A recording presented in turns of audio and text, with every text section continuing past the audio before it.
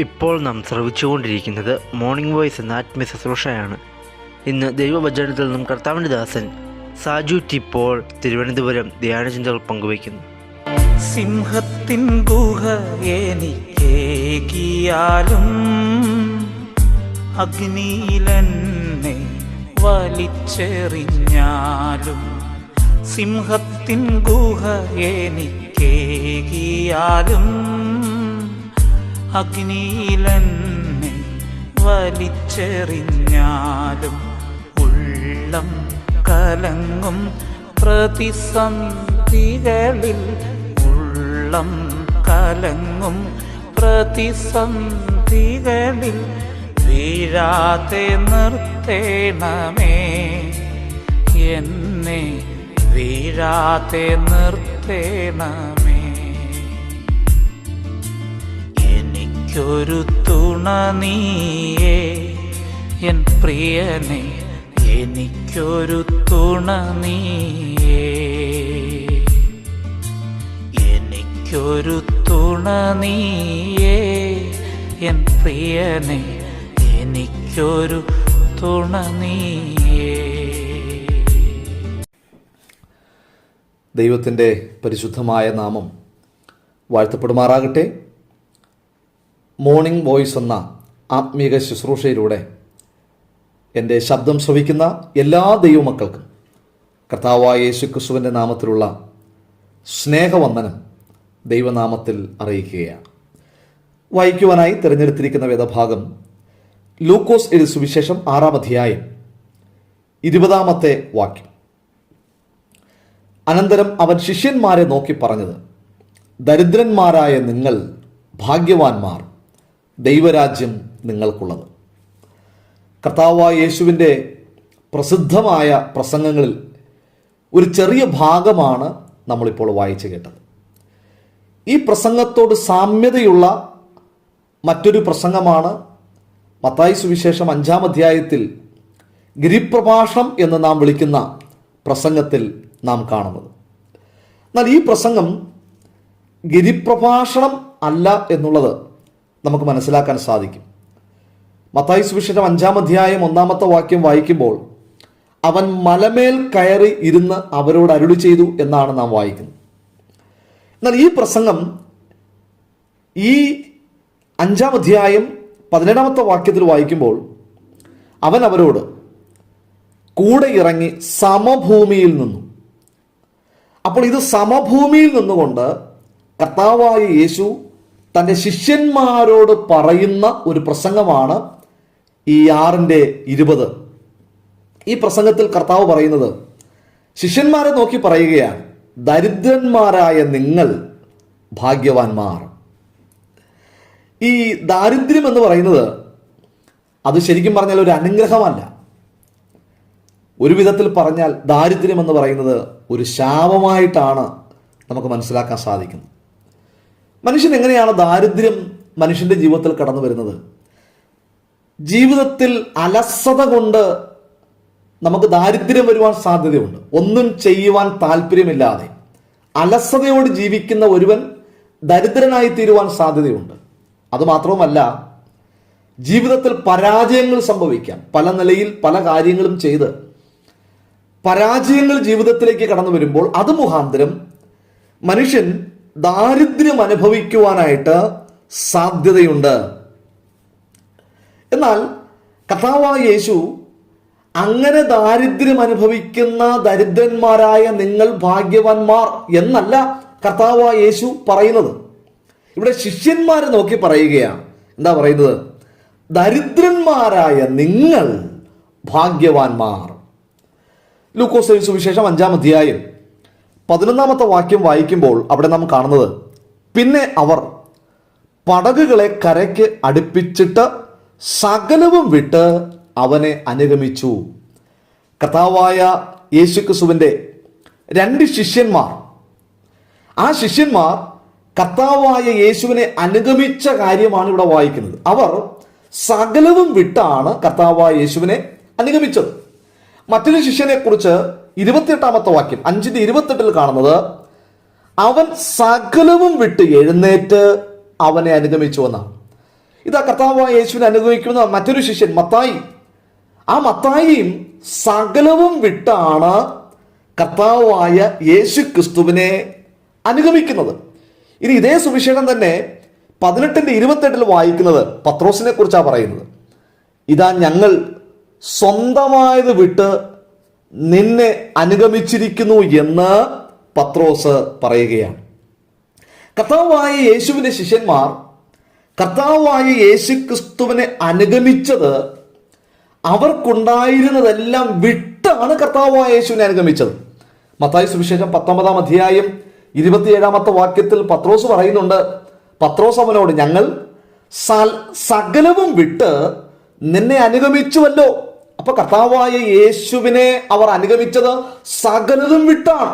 അതുകൊണ്ടാണ് അപ്പോസ്തല പ്രവൃത്തിയുടെ പുസ്തകം 3-ാം അധ്യായം 5 മുതലുള്ള വാക്യങ്ങൾ വായിക്കുമ്പോൾ സുന്ദരമെന്ന ദൈവാലയ ഗോപുരത്തിങ്കൽ ഭിക്ഷയാചിക്കുവാൻ ഒരുവൻ ഇരിക്കുമ്പോൾ പത്രോസിനെയും യോഹന്നാനെയും കണ്ടിട്ട് അവനെ ഉറ്റുനോക്കുകയാണ്. എന്നിട്ട് പത്രോസ് പറയുന്നൊരു കാര്യമുണ്ട്, എൻ്റെ കയ്യിൽ തരുവാൻ വെള്ളിയും പൊന്നുമില്ല, ഞങ്ങൾക്കുള്ളത് നിനക്ക് തരുന്നു. അക്ഷരാർത്ഥപരമായി ഈ ശിഷ്യന്മാരുടെ കയ്യിൽ വെള്ളിയും പൊന്നുമില്ല എന്ന് പറഞ്ഞാൽ അവർക്ക് കൊടുക്കുവാൻ ഭൗതികമായ നിലയിൽ ഒന്നും തന്നെ ഇല്ല എന്ന് പറഞ്ഞാൽ അവർ മഹാദാരിദ്ര്യമുള്ളവരായിരുന്നു, ദരിദ്രന്മാരായിരുന്നു. അപ്പോൾ ആ കർത്താവായ യേശു ക്രിസ്തുവിന്റെ ശിഷ്യന്മാരെ നോക്കി കർത്താവായ യേശു പറയുകയാണ്, ദരിദ്രന്മാരായ നിങ്ങൾ ഭാഗ്യവാന്മാർ, ഭാഗ്യവാന്മാർ. എന്താ ഇതിൽ നിന്ന് മനസ്സിലാക്കാനുള്ളത്? അവരുടെ പരാജയം കൊണ്ട് അവർ ദാരിദ്ര്യം അനുഭവിച്ചതല്ല, ജീവിതത്തിന്റെ അലസത കൊണ്ട് അവർ ദരിദ്രന്മാരായി തീർന്നവരല്ല, അല്ലെങ്കിൽ അവരുടെ പാരമ്പര്യത്തിൽ നിന്ന് അവർ ദാരിദ്ര്യം അനുഭവിക്കുന്നവരായിട്ടല്ല അവിടെ പറയുന്നത്. കർത്താവായ യേശു പറയുന്നത് ദരിദ്രന്മാരായ നിങ്ങൾ ഭാഗ്യവാന്മാർ എന്ന് പറഞ്ഞാൽ കർത്താവായ യേശു ക്രിസ്തുവിനെ അവർ അനുഗമിച്ചപ്പോൾ, കർത്താവായ യേശു ക്രിസ്തുവിനെ അവർ പിൻചെന്നപ്പോൾ അവർക്കുണ്ടായിരുന്ന സമ്പത്തുകളെ അവർ എന്ത് ചെയ്തു? ഉപേക്ഷിച്ചു. അതായത് അവർക്കുണ്ടായിരുന്ന എല്ലാ സാഹചര്യങ്ങളെയും ഉപേക്ഷിച്ച് ദാരിദ്ര്യം അനുഭവിച്ചുകൊണ്ട് കർത്താവായ യേശു ക്രിസ്തുവിനെ അനുഗമിച്ചു. അവർ സകലതും വിട്ടു.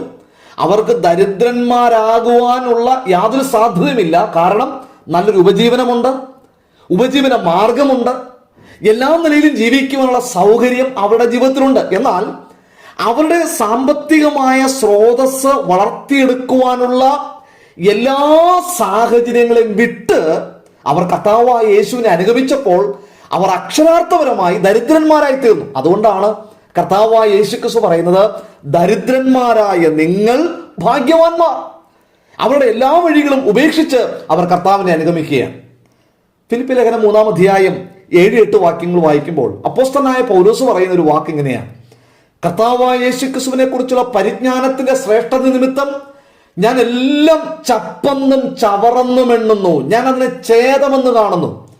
അപ്പോൾ യേശു ക്രിസ്തുവിനെ അനുഗമിച്ചപ്പോൾ പൗലോസ് പറയുന്നത് ഞാൻ എല്ലാം നഷ്ടമായി കാണുന്നു, ഛേദമെണ്ണെന്നു. അതായത് പൗലോസ് ഒരു ധനവാനായിരുന്നു, അദ്ദേഹം ധനവാനായിരുന്നു. ഇനി അധികം ധനവാനാകാനുള്ള സാഹചര്യവും പൗലോസിനുണ്ടായിരുന്നു.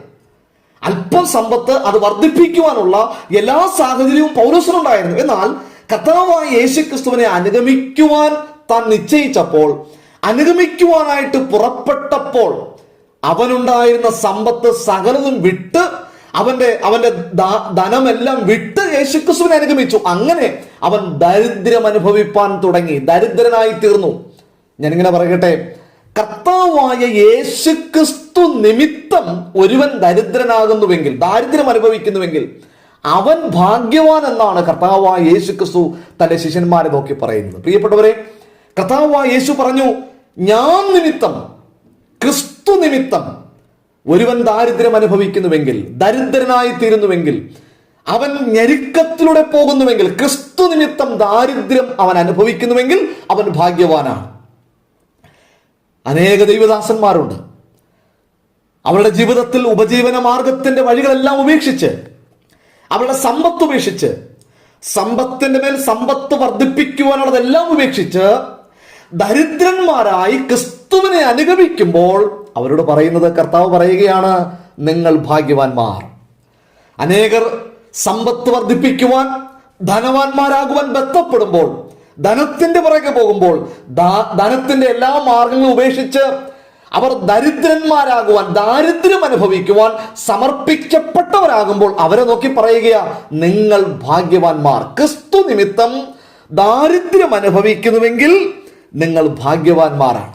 നാം കർത്താവായ യേശു ക്രിസ്തു ഒരു വിധവയുടെ കാര്യം കർത്താവിനെ കുറിച്ച് നാം ചിന്തിക്കുമ്പോൾ കാണുവാൻ സാധിക്കുന്നുണ്ട്. ഒരു വിധവയുടെ കാര്യം കർത്താവ് പറയുന്നുണ്ട്. അവൾ എല്ലാവരും അധികമിട്ടു എന്ന് പറഞ്ഞാൽ ക്രിസ്തുവിന് കൊടുക്കുവാൻ, ദൈവത്തിന് കൊടുക്കുവാൻ അവൾ സ്വയം ദാരിദ്ര്യം അനുഭവിച്ചു.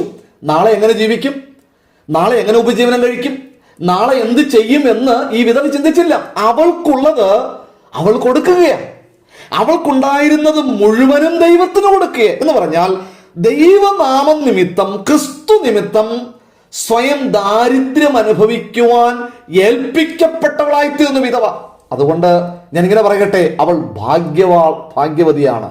അതാണ് കർത്താവ് യേശു പറഞ്ഞത്, അവൾ എല്ലാവരിലും അധികമിട്ടു. അതായത് ക്രിസ്തു നിമിത്തം ദാരിദ്ര്യം അനുഭവിക്കുന്നവർ ഭാഗ്യവാന്മാരാണ്. എന്നെ കേൾക്കുന്ന പ്രിയ ദൈവമക്കളെ, കർത്താവ് നിമിത്തം നാം ദാരിദ്ര്യം അനുഭവിക്കുന്നുവെങ്കിൽ, കർത്താവ് നിമിത്തം നാം ഇല്ലായ്മ അനുഭവിക്കുന്നുവെങ്കിൽ, കർത്താവ് നിമിത്തം നാം ദരിദ്രരായിത്തീരുന്നുവെങ്കിൽ, കർത്താവ് പറഞ്ഞു, നിങ്ങൾ ഭാഗ്യവാന്മാരാണ്. നിങ്ങൾക്ക് ഈ ലോകത്തിൽ മാത്രമല്ല, വരുവാനുള്ള ലോകത്തിലും നിങ്ങൾക്ക് പ്രതിഫലമുണ്ട് എന്ന് കർത്താവായ യേശു ക്രിസ്തു പറഞ്ഞു. പ്രിയപ്പെട്ടവരെ, ഈ ലോകം സമ്പത്തിന്റെ പിന്നാലെ പായുമ്പോൾ, സമ്പത്തിന്റെ പിന്നാലെ അലയുമ്പോൾ, കർത്താവായ യേശു ക്രിസ്തു നിമിത്തം ദാരിദ്ര്യം അനുഭവിക്കുവാൻ, ദരിദ്രന്മാരായി തീരുവാൻ മനസ്സുള്ളവരോട് കർത്താവ് പറയുക, നിങ്ങൾ ഭാഗ്യവാന്മാരാണ്. ലൂക്കോസ് സുവിശേഷം 6-ാം അധ്യായം 20-ാമത്തെ വാക്യം ഒന്നുകൂടെ വായിക്കട്ടെ. അനന്തരം അവൻ ശിഷ്യന്മാരെ നോക്കി പറഞ്ഞത്, ദരിദ്രന്മാരായ നിങ്ങൾ ഭാഗ്യവാന്മാർ. ദൈവത്തിന് സ്തോത്രം. കർത്താവ് നിമിത്തമുള്ള ദാരിദ്ര്യം അത് ഭാഗ്യമാണ്, അതൊരു അനുഗ്രഹമാണ്. ലോകപ്രകാരമുള്ള ദാരിദ്ര്യത്തെക്കാളും ക്രിസ്തു നിമിത്തമുള്ള ദാരിദ്ര്യം അത് അനുഗ്രഹമാണ്. ദൈവം നമ്മെ സഹായിക്കട്ടെ. ദൈവനാമം വാഴ്ത്തപ്പെടുമാറാകട്ടെ. ആശ്രയിപ്പാനൊരു ദേഹിയുമില്ല, ആശ്വസിപ്പാനൊരു ഇടവുമില്ല. ആശ്രയിപ്പാനൊരു ദേഹിയുമില്ല, ആശ്വസിപ്പാനൊരു ഇടവുമില്ല. ഒന്നേ മാത്രം നിൻ ജീവമൊഴികൾ, ഒന്നേ മാത്രം നിൻ ജീവമൊഴികൾ, മന്നീലന്നാശ്വാസമായി എനിക്ക്, മന്നീലന്നാശ്വാസമായി. എനിക്കൊരു തുണ നീയേ എൻ പ്രിയനെ, എനിക്കൊരു തുണ നീ